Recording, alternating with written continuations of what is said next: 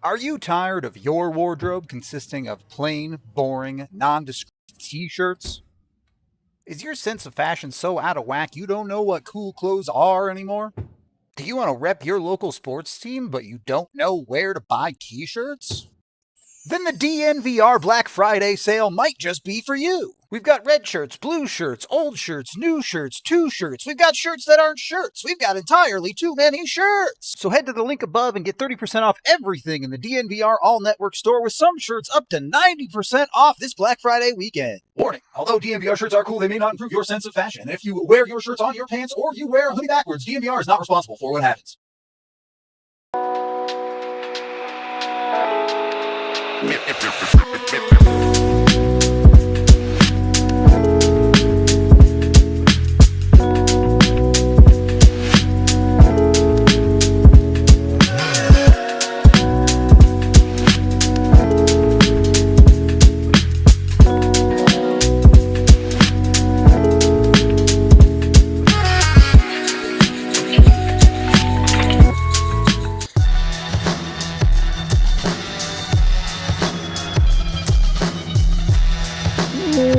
Welcome in the DNVR Avalanche pregame show live from the Toyota Lounge, powered by your Front Range Toyota dealerships. We got AJ and Rudo coming to you live as the Avs take on the Minnesota Wild. They kick off a Sagababa. It's kind of a game of streaks right now, AJ. The Avs obviously 10 wins straight, 14 straight with a point. They've got a shutout streak technically north of 3 straight games. I've asked this question to Bailey a couple of times this year. I want to get your thoughts on it. At what point do these streaks start turning into more pressure on the Colorado Avalanche? Is it something that they have to start thinking about or is forced upon them to think about when these streaks start to get to these outrageous lengths? Or is this just another day at the office for the Avs? No, I do think that a streak like this starts to test like the emotional maturity of a group, because you do want to keep it going, but the longer it gets, the louder it gets, because everybody starts talking about it. Yeah. It becomes the focus of the league. It also becomes the focus of opposing teams. They're all dying to be the one to end that. Yeah. They don't want to be, another notch in the old belt, right? Like, that's not what they're after. They want to be the ones to end that thing. So I think that it gets louder, and it's a good test of that emotional maturity of a group. Okay, fair enough. You never want it to get too loud. Of course, you always want teams to be focused on themselves and not worried about the outside noise. But I do think it is a reality of, like you said, especially when it starts being national news that a team is on a certain level of streak, which I think we're starting to see with the Avs hitting that 10-game mark. Yeah, I think 10 is when everybody starts to perk up and go, yeah. Oh, yeah? Like, when you get into the double digits, that's when you start getting into that conversation. So you start to get into 12, 13, 14, then people are like, okay, now we're following your every move. Yeah, so maybe not quite full-blown yet, but definitely something lurking around in the back of people's minds. The other side of that, Minnesota currently on a 6-game winning streak. The Avs have already put down a couple of teams in that 5-6 game winning streak range, but arguably the two hottest teams in the NHL at the moment playing right now. I don't think you and I really believe in Minnesota to be at least who they've been lately, but how threatening are Minnesota tonight? Just like in Colorado, when your goaltenders are elite, you're a hard out. And, fair enough. Gustafson's been pretty good, but Jesper Wallstedt has been elite. He's been amazing this season. Doing everything he can to just straight up steal that job, frankly. So I think that that's the big key with Minnesota, is that they want to beat you 2-1. They've won 6 games in a row, and their goal differential is +5. They're sneaking by. The underlyings. Yeah, exactly. You're looking at the underlyings of this team, and you're talking about every single aspect of the game. They're in the negatives. They're on the wrong end of it. Yep. They don't drive play. They are not good defensively. Their power play finishes, but doesn't generate very much. And their penalty kill is horrible. Yep. So you're talking about like they are very heavily reliant on, well, they might get outshot 28-18, but they scored on 3 of them. Right. And don't give their power play opportunities, because even though it has not been great process wise, it's the exact opposite of the Avalanche of process bad, finishing bad in Colorado, but their process is good and their finishing has been pretty good. Yeah. So don't give them those chances, because that's how they steal points. That's how they've been winning games. And you're right in that I am not A believer. respectful of their start. Yeah. Sure. They have been a lot worse than I expected, but their big thing over the last several years has been they've got center problems, but they're hard to play against. They're sound defensively, and they get great goaltending. Yep. And this year, they have so many injuries right now, even though they get Ryan Hartman back today. But they Just are lost not as hard Foligno. to play against. Right. It's a swap of Foligno for Hartman. Yeah. But they are not as hard to play against as previous years. And their defense is nowhere near as stout top to bottom as it has been. And their goaltending has had to be downright special. Yeah. To get them where they are. So this is going to be whoever scores first. You might actually be looking at it going, "Is this it? Is this it for the game?" Could be it. Just to back up some of your numbers, we do have my stat pack here, which we can pull up. And not just a 6-game win streak for the Wild. They're 8-1-1 in their last 10. So very, very good across this 10-game stretch. And yet still the Avs with the 10-0-0 there have the advantage.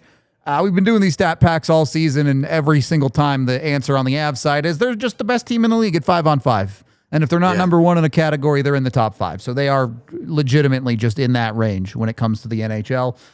As AJ mentioned, though, the one statistic at 5-on-5 that Wild is getting better than Colorado is goaltending. It's been outrageously good for Minnesota in net so far this year in the 5-on-5 stretch. So the Avs are going to have to finish on their opportunities, because quite a few of them are probably going to get stonewalled if it's a normal goaltending night for Minnesota. AJ mentioned it. The process might not be great, but Minnesota's power play has been scoring well. They're over 25%. So I do think discipline quietly has been a bit of a nagging thing for the Avs, and some of that is the reffing this year has been abhorrent, but you got to find ways to keep yourself out of the penalty box, especially against teams that are finishing on the power play. The other side of that is AJ mentioned Minnesota's bad underlyings on their penalty kill. You would love to see the Avs power play pick it up again tonight, no? Every game, please. Not wrong. You would like one power play goal a game. That would be good. Yeah.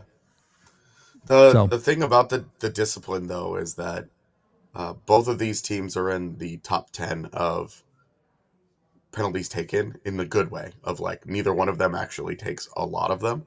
Yeah. But Minnesota's only been called for 69 penalties this year, which is nice and also nice. Yeah. So that's like, you're not going to get of one of these 5 or 6 power play games. If you get 2 against them, you got to cash on one of them.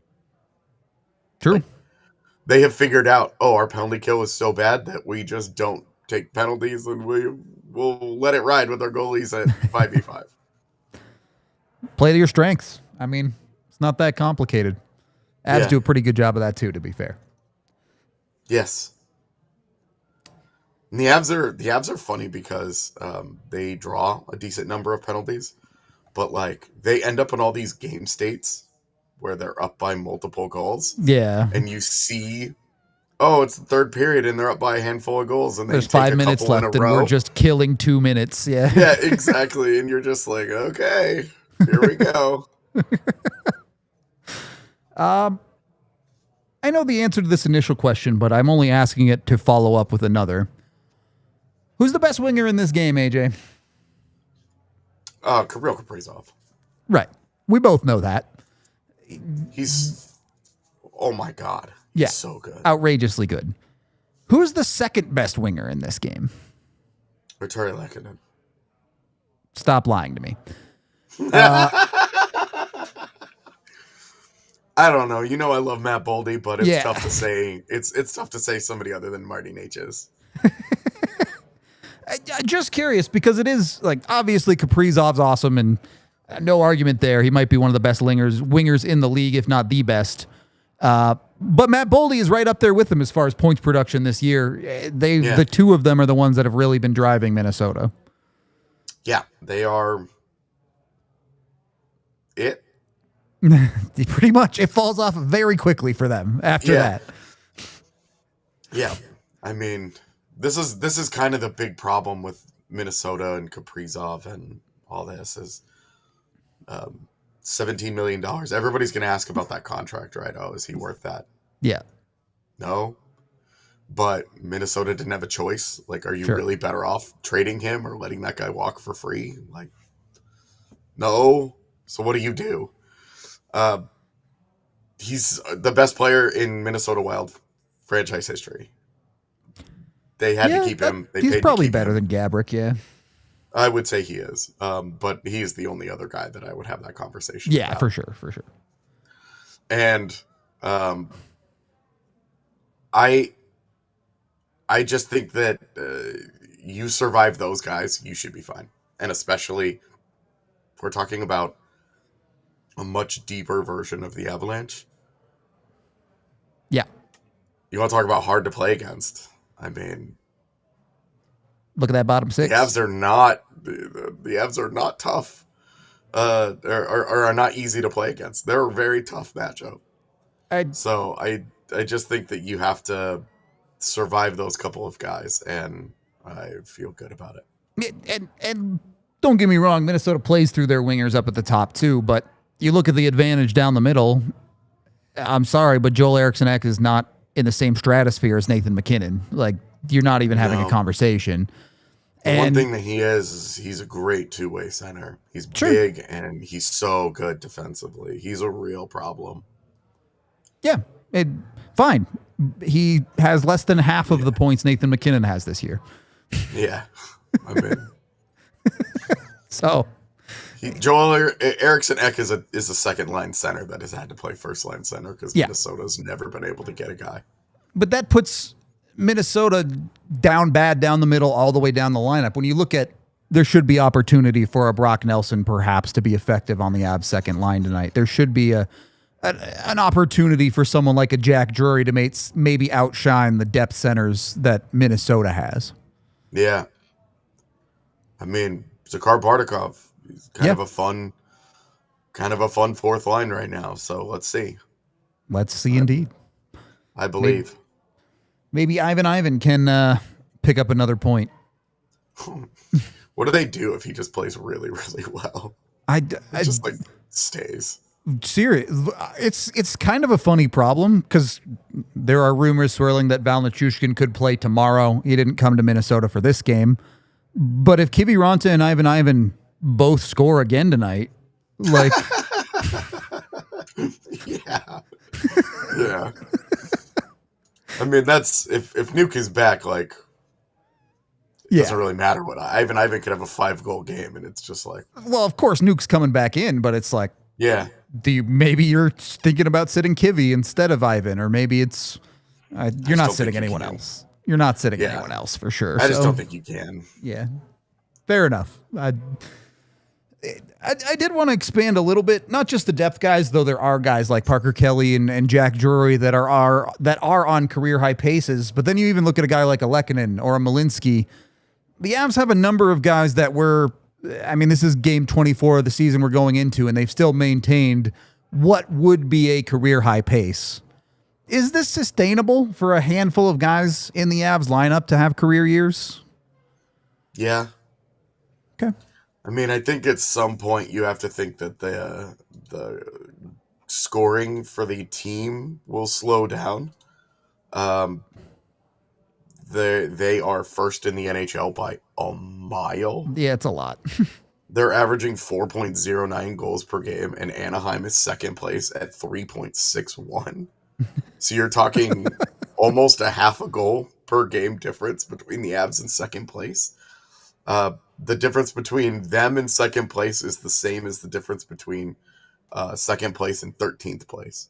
So, like, you think that at some point that offense is going to slow a little bit, and that will you have to think that primarily that's going to impact like the Parker Kellys and Sam Malinskys of the world. Yeah. Those are the guys that I think are the prime candidates to slow a little bit offensively. But as we've talked about, though, I mean, that's their superpower this year, is that it just hasn't really mattered. Yeah, true. It's... I'm not going to be surprised when we get to the end of the year and a couple of guys did have career years. But I do think you're starting to drift into that realm of when does the slowdown come? And I know they, just won 2 games, essentially 1-0. The Nashville game ended 3-0, but empty netters. Yeah. So maybe you've already gotten a little bit of that out of your system, but I do think the Avs are built in a way where they should be fine. Even if you get a little bit of a reduction in scoring, you're going to get that production out of your top guys. And maybe you start getting 1 goal out of your depth instead of seemingly multiple goals every single night. So, well, and what's also been interesting about this recent stretch of games, we're talking certainly the last 3 games, is that your top line hasn't been that great. Special. Yeah. I know that last game your top line technically produced 3 goals because it was 2 5v5 and 1 power play, but the sixth, it was the 6th goal of a 6-0 game was their other one where you're just like, okay, just bonus points. Yeah. But what's different about, I think, this year's team is you do look at that their underlying numbers. When we talk early season, these types of teams that come out of the gates really hot, you can always point and you go, okay, well, there's this and here's some fake stuff going on. Yeah, they're slowing down. Yeah, but the Avalanche are first in all this stuff. Yep, they are, their underlying numbers. I'm saying, their offense is going to slow down, but if their slowdown is to go from first to fifth, like it's not even that. It just might be first to less first. Sure. Because pretty good. They are first in like their expected goals for per 60. They're first in the NHL, just in 5v5. They're first in the NHL, and they're scoring first. Yep. In the NHL, like this is where it's like the perfect marriage of the underlyings with the eye test, because they're dominating teams, they're dominating games, and they're getting the results, frankly, that they're earning most of the time. Yeah. They definitely should have lost it in Nashville. Yeah, for sure. But you get some cheap ones along the way, and when you go out and earn the rest of them, you have a 10-game win streak. That's the thing, is that their B game is still, it's so far this year, their B has stood for better than the other team most of the time. Like this isn't just a team where you're like, oh, their PDO is out of control. Their PDO is really high. It's going to come back to earth at some point. But again, when your underlyings are still first place in everything, like that just tells you that their process is that of a first place team, and they're getting first place results because of it. That's not normally what is happening in these early season stretches. You're looking at Minnesota as the exact type of, wow, they're really on fire right now. But then you go through and you pick through all of the numbers, and you're like, you go, oh, got it. Their goaltenders are saving them. And that's like the story. The Avs have 3 shutouts in a row. Their goaltenders are doing plenty. Their goaltenders saved them over the weekend. They didn't need Mackenzie Blackwood the other day. Yeah. He could have given up 3 and they would have still won that game comfortably. And that's been part of it. Like, instead of giving up 2 goals, they're giving up 1 goal. Yep. I mean, it doesn't take a statistician to watch 3 straight shutouts and be surprised that the Avs have a high PDO. Right. Right. But the other side of that, though, is, there may be some unsustainability to the level at which the Avs are playing. And then you go back to Minnesota and you see not only are there poor statistics, the statistics where they're succeeding are probably unsustainable also. If we believe the Avs goaltending might be unsustainable, Minnesota's goaltending has been better at 5-on-5 this year. And sure, you can believe that Jesper Wallstedt is the second coming of Patrick Waugh or whatever. No goalie's going to be that good for an entire season long, which we can't actually get into that goalie matchup as they are now both confirmed in Scott Wedgwood for the Avs and Jesper Wallstedt for Minnesota.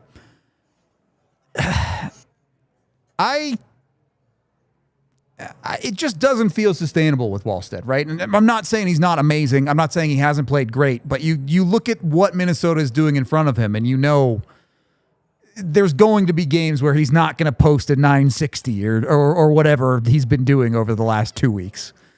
Yeah, I mean, that'll come back down to earth, but it's the same with the Avalanche where they've been posting 1,000. Yeah, no, that's not going to keep happening. So, yeah, like, and this is one of the greatest parts about hockey is that on any given day, all of this can start to flip. Yep. It could be the start of something totally different. This could be the best 23-game stretch that the Avalanche have in this season. It probably will. I mean, I would say pretty likely to be the case. But I guess how much better is it than their second best 23-game stretch? Because if it's miles better, then this looks anomalous as hell, and we're all just like, wow. What? The Avs throw together a bunch of 8 and 2 10-game stretches that aren't as good as this, but still very good. Yeah, where you're just like, oh, you just played 800 hockey for 6 months? Pretty good. Yeah, right. Pretty good. Like, you're looking at this stretch, this 8-1-1 right now from Minnesota, and you're saying this is probably the best stretch that they'll have this season. Yeah. So, I don't know. We're talking about big picture stuff right now, and it's like, today's game, you have to feel good about the Avalanche. Minnesota is playing not great, but their goaltenders are absolutely on fire, and it's bailing them out. It's the difference. The difference here is that Colorado's goaltending has been great to supplement a great team. Minnesota's been not great, and their power play and their goaltending are like the main reason that they're here, which are always two significant red flags when you're talking about sustainability. There are two types of win streaks. One's where a team is thriving and one's where a team is surviving. This is a good point. Minnesota's win streak feels a lot more like survival than it does thriving. And yeah, I mean, they're doing what they have to do, and you kind of tip the cap and you say, fair enough. Yep. But yeah, it's true.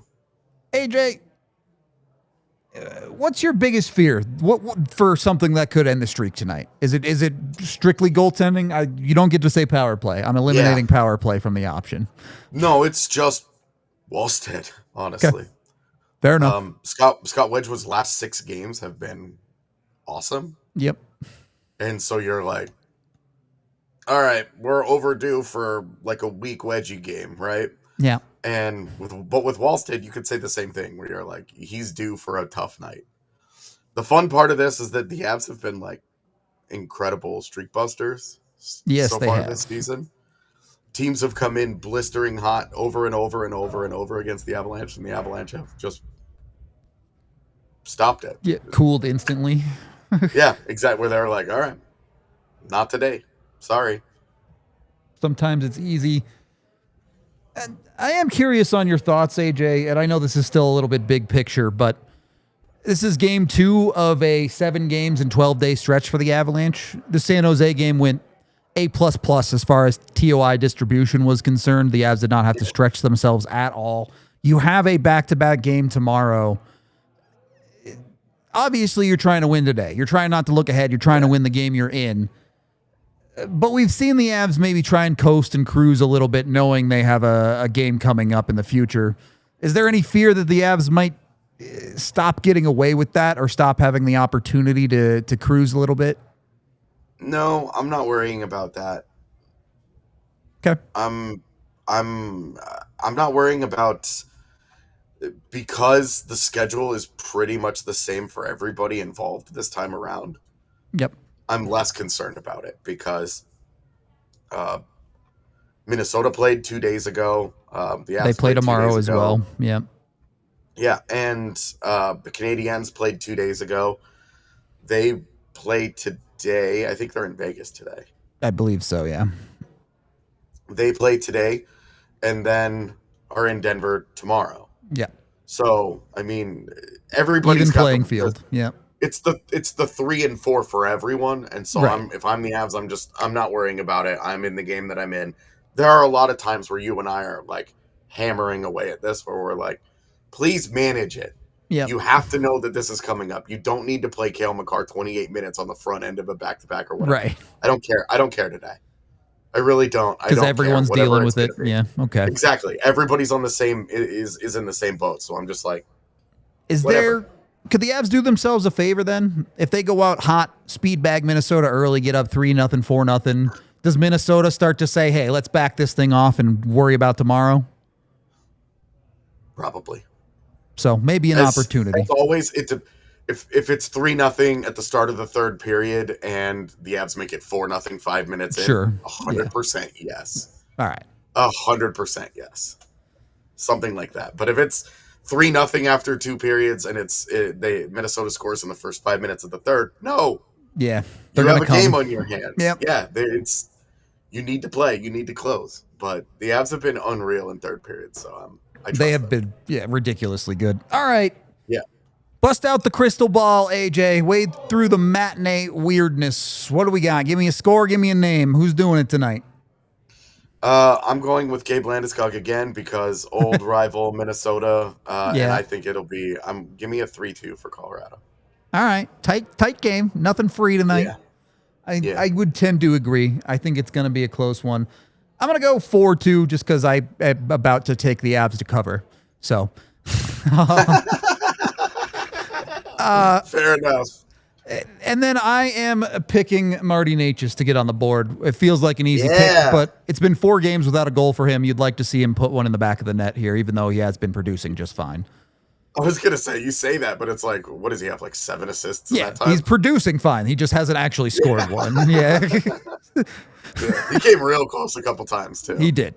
Had some quality shots. All right, let's jump into my pregame picks, which are, of course, presented by Bet365, where things are never ordinary. I already mentioned I took the Avs to cover. You can get plus money there. The Nature's goal is plus 150, so not bad. And Brock Nelson, just 1 point away from 600 points in his career. Let's see BCB get on the board with a point here and lock that one down. You would like that to happen. That hometown guy. Yep, exactly. Minnesota boy. So he's probably got family in the crowd. Probably had a good Thanksgiving dinner yesterday, which I don't know. Maybe the Avs will look slow and fat because of that. Who knows? Might be a low-scoring, grinded-out game with a bunch of turkey in the bellies. Either way, go follow my bets. I've been doing pretty well. Or if you think I'm dumb, make your own bets with Bet365. Use code DNVR365 when you sign up. Of course, when you do gamble with them, you must be 21 or older, physically located in Colorado. And if you or someone you know has a gambling problem, call or text 1-800-GAMBLER today. AJ. Yes, sir. I know we like to sit here and say, the Avs don't really have a rivalry. In part because they need to actually beat Dallas for that to be one. And it feels like the hatred has not been kindled particularly well against teams like Minnesota or Detroit or teams of the past. Mm-hmm. Do you not find a way to tap into that a little bit when you're playing against a team like Minnesota? Do you find a little bit of extra hate on a night like tonight to help you pull out a win? This is one reason why I have Landy for a goal tonight is because I think he has plenty of that Minnesota hate still in his heart. Sure. Given the arc of his career. Yeah. So I think he's seeing it. He just wishes that Devin Dubnyk was still in net so he could get into it with him again and get slapped by that blocker again. They were teammates after that. I know. Briefly. It was not for a long time, but they were. We don't talk about Dubnyk's Avalanche career. All right. Well, not the first, not the last Minnesota player to come to Colorado that did terrible things to Avs. So, Yeah, I mean, Zach Parise was right after that. So yeah, Andrew Burnett. A little bit after that. The list is long. Yeah, that's a longer list than Red Wings for sure. It's like Kyle Quincy and I know there's at least one other, but it's not a long list. Oh, well, I mean, I guess Yui Krupp went the other way. He went Colorado to Detroit. Yeah, I don't care about people going the other way. That's whatever. True. You're right. You're right. Fair enough. My bad. Anyway, that is going to wrap up the pregame show. We appreciate y'all hanging out. We got a watch along coming with Micah and myself. Join us for that. And then AJ and I will break it all down for you post-game. So be sure to tune in there. This has been the DNVR Avalanche pregame show, and we'll see you in a few. We all silly like the mayor.